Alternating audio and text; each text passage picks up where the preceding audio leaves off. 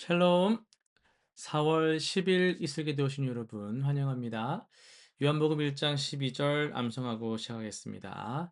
영접하는 자, 곧 그 이름을 믿는 자들에게는 하나님의 자녀가 되는 권세를 주셨으니. 한 번 더 합니다. 영접하는 자, 곧 그 이름을 믿는 자들에게는 하나님의 자녀가 되는 권세를 주셨으니. 아멘. 예, 오늘은 잠언 12장에서 16장을 함께 통독하게 됩니다. 한 장씩 살펴보겠습니다. 12장입니다. 이 장은 의인과 악인, 지혜로운 자와 미련한 자의 대비로 가득하죠.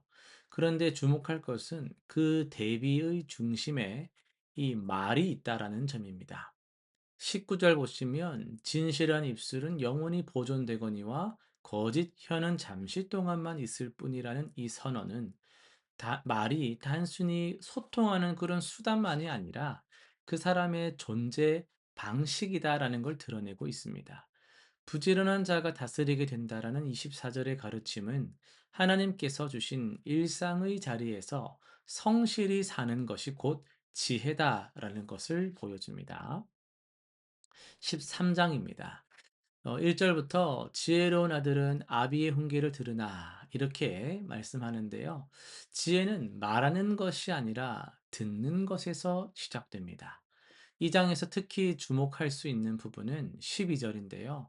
소망이 더디 이루어지면 그것이 마음을 상하게 하거니와 라고 말씀하죠. 성경은 우리 신앙인들의 그 내면의 고통, 왜 이렇게 안 될까라는 그런 답답함들을 외면하지 않습니다. 기다리는 것이 우리에게 얼마나 힘든지를 솔직하게 인정하면서도 그 소망이 이루어질 때 그것이 생명나무가 된다는 결론으로 나아갑니다. 여러분, 기다림은 낭비가 아니라 성숙의 과정인 것이죠. 14장입니다. 어떤 길은 사람이 보기에 바른데 필경은 사망의 길이라고 말씀합니다. 잠언 전체를 통틀어서 가장 날카로운 경고 중 하나죠. 내 눈에 옳아 보이는 길이 곧 하나님의 길이 아닐 수 있다라는 이 진실이 왜 여호와를 경외하는 것이 지혜의 근본인지를 설명해 줍니다. 지혜는 내 판단력을 높이는 것이 아니라 내 판단의 한계를 인정하는 것에서 시작됩니다. 15장으로 갑니다. 유순한 대답은 분노를 쉬게 하여도 과격한 말은 노를 격동한다라는 말씀.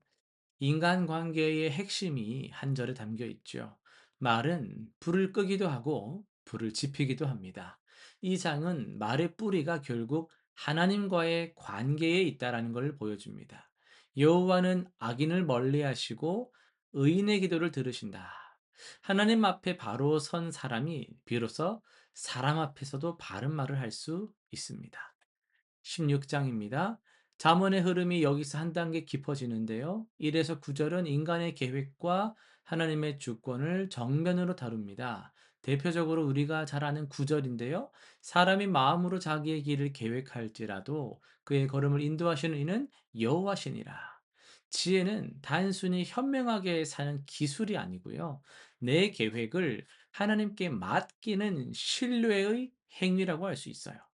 그래서 18절 보시면 하나님을 앞서가는 그런 교만, 하나님 배제하는 그런 교만은 배망의 선봉이고 거만한 마음은 넘어짐의 앞잡이라고 말씀하고 있죠. 자기 의존의 위험을 경고하는 이 구절은 지혜의 완성이 겸손이다라는 것을 선언합니다. 오늘은 16장 3절 말씀을 중심으로 해서 설교를 하도록 하겠습니다. 여러분의 시간들을 한번 돌아보세요. 여러분은 계획을 세우는 분이십니까? 그냥 살아가는 분이십니까? 그래도 계획을 세운 적은 있으실 거예요. 새 학기가 되는 학생들, 새해가 되는 모든 사람들, 뭐 새 출발, 새로운 계기가 생길 때 우리는 이렇게 해야겠다라는 계획을 다들 나름대로 세우게 됩니다.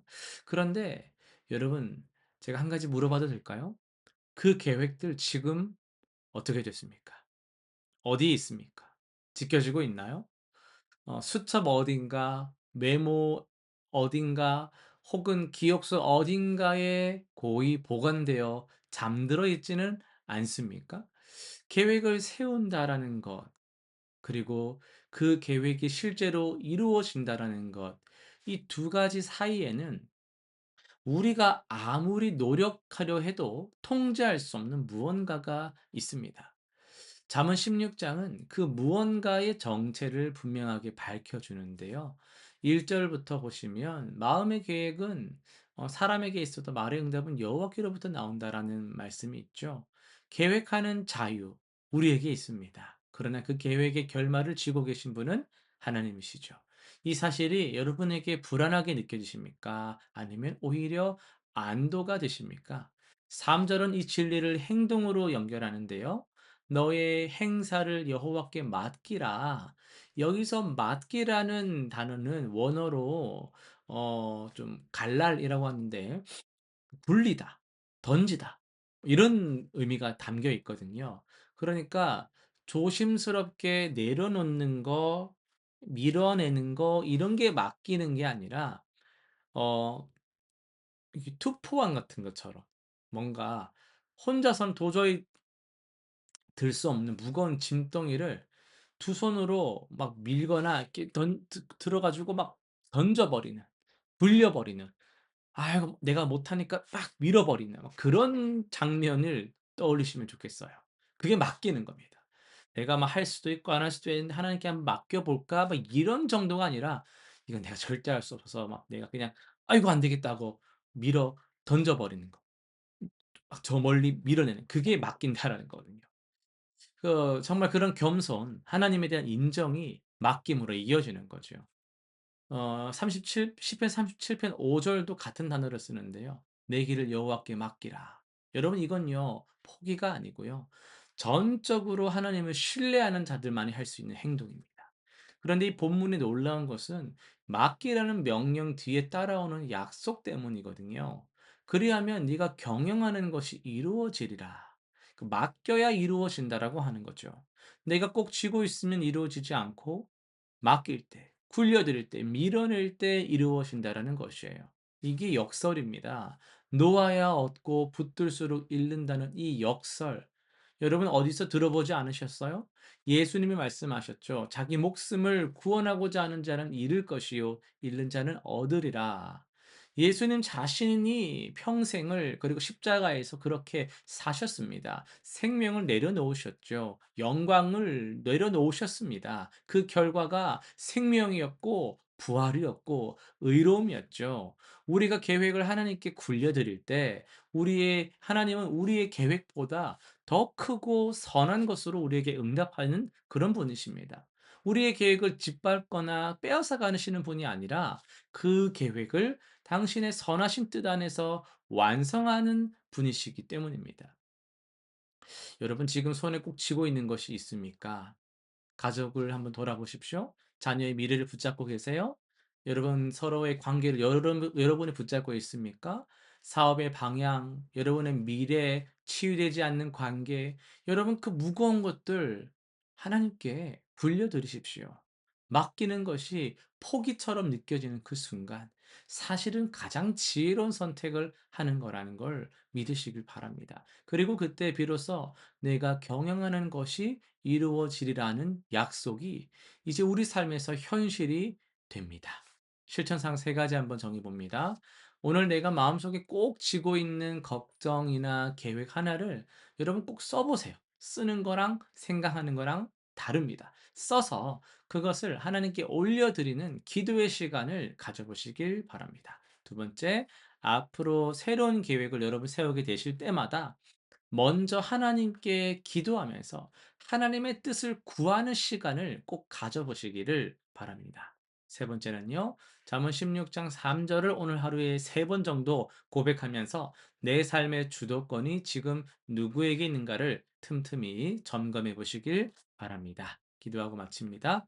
하나님 아버지, 우리는 오늘도 손에 쥔 것이 많은 자들임을 고백합니다. 내가 놓지 못하는 계획, 사람, 시간, 내려놓지 못한 걱정들이 우리의 시간을 갉아먹고 우리의 마음을 무겁게 만들고 있음을 고백합니다. 주님, 내가 아무리 하려 해도 안 된다라는 걸 알면서도 반복하는 우리를 불쌍히 여겨 주시고 오늘 우리가 정말 주님께 이 모든 짐을 다 맡기기를 원합니다.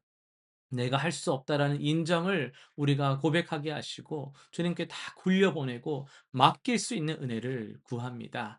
주님의 그 크신 뜻이 우리의 그런 여러 가지 삶 속에서 잘 드러날 수 있도록 우리를 인도해 주시고 주님께 맡길 때 '아 이것이 정말 주님께서 인도하시는 거구나.'라는 걸 경험할 수 있는 그런 은혜가 우리 가운데 있게 하여 주옵소서. 예수님의 이름으로 기도드립니다.